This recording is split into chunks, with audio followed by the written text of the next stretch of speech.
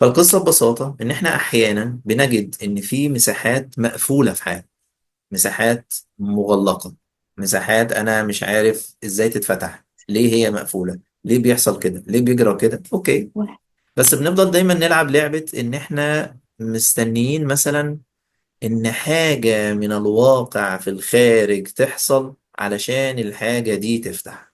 وناس كتير عايشة بالطريقة دي، اللي هو إحنا يعني أكيد الظروف هتتغير، أكيد الوضع هيتغير، أكيد الواقع هيتغير، أكيد الزوج هيتغير، الزوجة هتتغير، ال- الطقس هيتغير في حاجة ما. لما تحصل أنا حياتي هتبقى أحسن. أي مساحة عندنا إحنا قاعدين فيها في الحتة دي الباب هنا بيتقفل، لأني بالظبط كده وكأني إله هذا الكون قال لي إن الكون ده مسخر ليك. بس مش كتير فاهم يعني عمق هذه الجملة، أو إحنا مش قادرين نمتص منها بكمية كبيرة. يعني وكأني مثلا بقول لك إن حضرتك هتسكن في بيت، وهيكون للبيت فيه حارس أو بواب أو حد بيقدم لك خدمات معينة، وهو مسخر ليك. لو أنت عايز أي حاجة اطلب منه.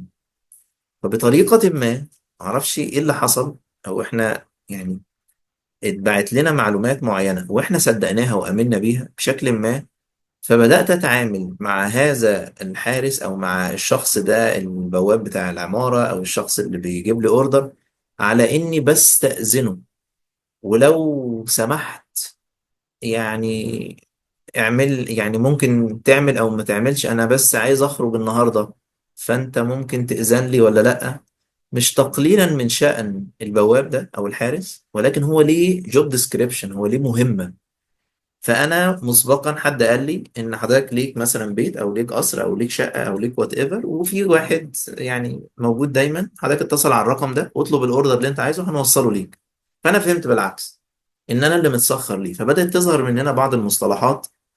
لو شاءت الظروف، لو وقتي سمح، لو الظروف سمحت، لو الدنيا ظبطت، لو يعني انا اسف يعني انا مش صاحب قرار في الموضوع ده. لو الظروف سمحت هشوف. فبعد اذن الظروف هل ممكن اخرج النهارده؟ لا خليك قاعد، احنا مش عايزينك تخرج. حاضر. بعد اذن الاوضاع ايا كان ممكن يعني اسافر؟ لا مش مسموح لي. بعد اذن الفلوس ممكن؟ لا بعد اذن اي حاجه. فتحولت البرمجة بطريقة ما إن أنا بقيت منتظر إذن من الأشياء المسخرة ليا علشان أتحرك في حياتي. طبعا مش بنسبة 100%، يعني في حاجات إحنا فهمناها في حياتنا وفي حاجات لسه إحنا بنقول مثل هذه المصطلحات ومش واعيين عليها. الحتت دي الباب فيها بيتقفل، وأنا بيتهيأ لي، وسامحوني برضو في اللي هقوله، خلينا أغوص معاكم شوية. إحنا بنبدأ نستخدم بعض التركيبات اللي شكلها صح وهي صح، بس بنحطها في مكان غلط. اكني مثلا جبت خاتم ذهب جميل، بس حطيته في الميكروويف، حطيته في الفرن. هو خاتم، بس انا حطيته في مكان غلط، مش ده المكان بتاعه. فاحنا مثلا نقول ايه؟ آه ربنا عايز كده. ايوه يعني ماشي، يعني ما عنديش مانع يعني. بس هو انت عرفت منين هو عايز كده وليه مش عايز كده؟ يعني ليه عايزها كده وما عايزهاش كده؟ ساعات بنستخدم الصيغة دي انها صح، صيغة تمام، بس بنحطها في مكان عشان اقول انا ماليش دعوة بالموضوع ده، انا ما عنديش حاجة اعملها، مش بايدي.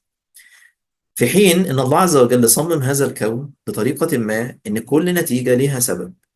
طالما في حاجة قفلت، فانا محتاج اعمل حاجة غير اللي انا بعملها عشان الحاجة دي تفتح. لو فضلت اعمل نفس الحاجة اللي انا بعملها هتفضل مقفولة، وبعد شوية هبدأ اتعصب اكتر. يعني مثلا خلينا نفترض ان طريقة فتح الباب مثلا ان ليه يد او ليه اكرة او وات ايفر، وان انا بنزلها لتحت كده، بنزلها لتحت فالباب بيتفتح. فالشخص اللي صمم هذا الباب اكيد هو ما صمموش بطريقة عشان انا عندي نية ان انا اعجزك، انا هعمل لك باب بقى محدش يعرف يفتحه وهحطك في الأوضة دي او هحطك في الشقة. لا، يعني هو ليه طريقة للفتح. فانا الاصل ان الله عز وجل يريد اليسر، يريد الله بكم اليسر ولا يريد بكم العسر.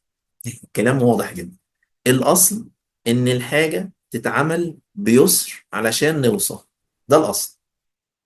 فاحيانا بقى عندنا بعض المعتقدات ان لا، الموضوع صعبة والموضوع يبقى لازم مش عارف عامل ازاي، اتس اوكي. فالباب ده مصمم بطريقة ان انا لو ضغطت على الاكرة الاسفل فبيتفتح بكل بساطة. اوكي. فانا قاعد بزق الاكرة لفوق والباب مش عايز يتفتح. فبدأت تجي لي افكار وظنون: هي الناس دي ليه بيعملوا الشغل وحش كده؟ هي الناس دي ليه ما بقتش بتحسن في عملها؟ هو ايه القرف ده؟ هي ليه الموضوع صعب؟ هو انا بس ما عرفتش الباب بيتفتح ازاي. كنت محتاج اروح لحد مثلا يعني بحاول ابسط الموضوع جدا. اروح لحد اقول لو سمحت الباب ما بيفتحش. اقول لي حضرتك تفتحه ازاي؟ انا بعمل كده. لا يا فندم، حضرتك اعمله كده. عليه الله، ايه ده فتح بكل يسر. هو ايه اللي حصل؟ انا كنت عايش في نتيجة اسمها ان المساحة دي مقفولة. ليه مقفولة؟ لاني بعمل اسباب القفل مش اسباب الفتح. فلما غيرت الاسباب ظهرت لي نتيجة تانية، ان الباب اتفتح. كل حاجة كده. كل حاجة معصلجة معانا واقفة معانا فيها خلل ما، لأننا بنستخدم الطريقة الخطأ. بنستخدم الأسباب التي لا تؤدي لهذا الشيء. فبنلعب لعبة إن أنا بفضل مستمر بنفس الأسباب ومستني ربنا يفتحها عليا. إن شاء الله هتفرج. أيوة، هي طبعا هتفرج. والناس اللي أخدت معايا سلطان الأسماء، أو الناس إن شاء الله اللي هتشارك في الكورس القادم، نتكلم في فكرة إن الدعاء، أنا لما بدعي، يعني كتير من الناس يقول لك انا عملت بكل الاسباب ومفيش فايده. السؤال الاول: هو مين قال لك ان هي دي الاسباب بتاعت الشيء ده؟ يعني في بعض الناس مثلا، يعني انا اقول لك انا عايز اكل، انت مش متخيل انا تعبت قد ايه وبذلت مجهود قد ايه وخدت باسباب قد ايه عشان اكل. ايوه، حضرتك عملت ايه؟ انا رحت البنزينه، ورحت المطار، ورحت الجراج، ورحت المش عارف ايه، ما لقيتش اكل. انا بديها بس مثال ان احنا ساعات بنبذل مجهود وفعلا فعلا بنعمل حاجه اسمها سعي، بس مش سعي مشكور. يعني انا بسعى وخلاص، انا قاعد بتحرك وببذل مجهود، بس مين قال لك ان ده سعي في التراك الصحيح؟ لان الاصل احنا لما بندعي الله فربنا بيرزقنا الاسباب، فلما ناخذ بالاسباب بنصل للشيء. واتيناه من كل شيء سببا فاتبع سببا. فأنا بطلب وربنا عز وجل بيديني الطريق، بيديني الوسيلة، بيديني السبب. همشي ورا السبب على نفسي وصلت. بس خلاص يعني الموضوع بهذه البساطة. بس احنا ساعات رغم ان الموضوع بهذه البساطة بنتعامل مع إن الموضوع صعب.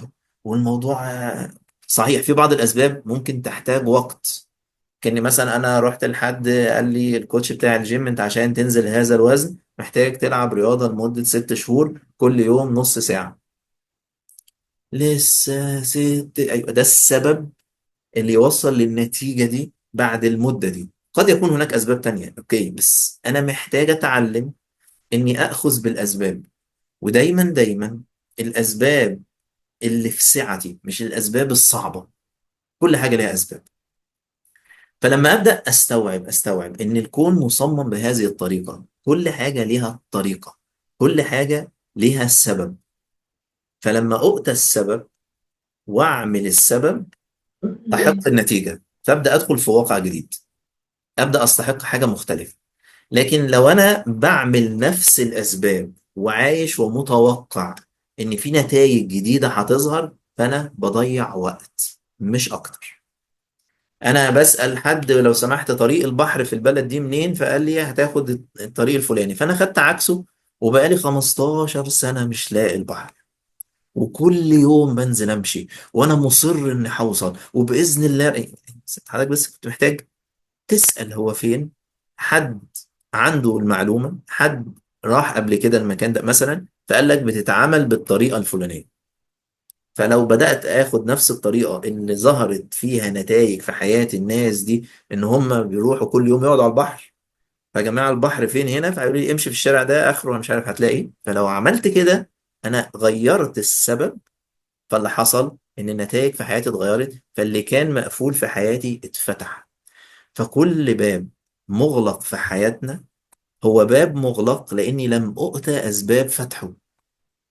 فانا محتاج الاول استوعب الفكره دي. هي قصه مش قصه انها هتفتح كده، هي مش بتفتح كده، هو في اسباب لما باخذ بيها ياتيني الفتح. لما بياتيني الفتح بفهم ان ليه فتحت معايا. بس ساعات في بعض الناس بتحصل مساحات في حياتهم هي فتحت وانا مش عارف ازاي، وبعد شويه هي قفلت برضه وانا مش عارف ازاي، لانه ما فهمش اللعبه. اللي هو زي كده عندنا بعض الحاجات في مصر، ما عندنا جهاز ولا حاجه يعطل فساعات نخبط عليه فيشتغل، فالحمد لله ايوه ماشي. بس هي مش دي طريقه تشغيله. هو خبطته في حاجه، لمست في حاجه فاشتغل، بس بعد شويه حاجه خبط مش هيشتغل. لكن اللي عرف ازاي يصلح الجهاز مثلا، فكل مرة الجهاز ده هيحصل فيه خلل هيعرف يفتح ايه ويوصل ايه بايه فيبدأ يشتغل. فهو بقى معاه النو هاو، بقى معاه اسباب تشغيل هذا الشيء. فما بقتش بشيل هم فكرة ان انا في اي وقت عايز افتح هذا الباب هفتحه. في نفس الوقت لما بستوعب الوعي ده، ان اي باب مغلق في حياتي انا مش محتاج اعافر عشان افتحه، انا محتاج اسأل ازاي بيتفتح، لاني بقيت مؤمن ان يريد الله بكم اليسر. فطالما انا بستخدم طريقة فيها شدة وصعوبة وقاعد بخبط وبرزع، فانا ما عنديش المعلومة الصح. انا محتاج اسأل اهل الذكر، فاسألوا اهل الذكر ان كنتم لا تعلمون. اهل الذكر يعني اكيد يعني احيانا بتتباع على انها الناس اللي هم يعني متدينين بشكل او باخر، ما عنديش مانع، قد يكون ده اهل ذكر في حتة. اهل الذكر هم الناس اللي هل عليهم ذكر هذا الشيء، يعني اصبح واقعه يذكرني بالشطارة، بالنجاح، بالجسم الرياضي، هو بيفعل اشياء، هو اخذ باسباب ادت الى انه يبقى في صحة جيدة. اني بسأل اهله، الناس اللي وصلت لده، لان اهله هم عندهم اسبابه. فلما افهم منهم ايه اسبابه، فاحنا احيانا بيبقى عندنا ايجو. لا انا مش هسأل فلان، طبعا اسألها ليه؟ هي اكلها حلو بس انا مش هسألها عشان انا مش عارف بنفسن او متضايقه او هي ما تبقاش اشطر مني او ما تفتكر، لا فانا ما خدتش السبب. فانا هقعد اجرب في الدنيا وقد اخذ وقت طويل، وفي الاخر الباب ده مش هيتفتح. فعلشان تفتح لي الابواب، ده احد استحقاقات مدار كده اسمه مدار المتقين. اوكي ان احنا برضه عندنا المتقين هم الناس الحلوين بتوع ربنا الجمال مش عارف إيه، ماشي ما عنديش مانع. بس بطريقة ما الداتا يا جماعة اللي الاله بعتها للناس، هي مش معناها حاجات تعبدية وسلوكية فقط. اوكي جزء منها كده، بس هي منهجية، لايف ستايل. كلمة دين يعني لايف ستايل، طريقة حياة، أسلوب بنعيش بيه، تكنيكات بنستخدمها علشان نوصل. فأحيانا في بعض الناس أنا ببقى حاطط عليه ليبلز وحاطط عليه أحكام معينة، بس هو محقق النتيجة اللي أنا عايز أوصل لها. هو الباب ده مفتوح له ومش مفتوح لي، لانه اخد باسباب فتحه وانا مش عايز اخد بالاسباب دي، وقاعد بشتغل في اسباب تانية ادت الى ان الباب فاضل مغلق. فبلعب لعبة ان شاء الله ربنا هيفرجها وباذن الله هتتفتح وفي يوم من الايام ومفيش حاجة مش عارف ايه ايوه. وبعد مرور 5 سنوات، وبعد مرور 10 سنوات، وبعد مرور 20 سنة انا لسه بقول نفس الكلمة. اذا انا بس بستخدم اسباب خطأ. ففي البداية محتاج بس امتص هذا الوعي ان كل شيء مفتوح في حياتي هو فتح لأني أخذت بأسباب الفتح بتاعه، وكل شيء مغلق في حياتي هو مغلق لأني لسه لم أؤتى أسباب الفتح بتاعه.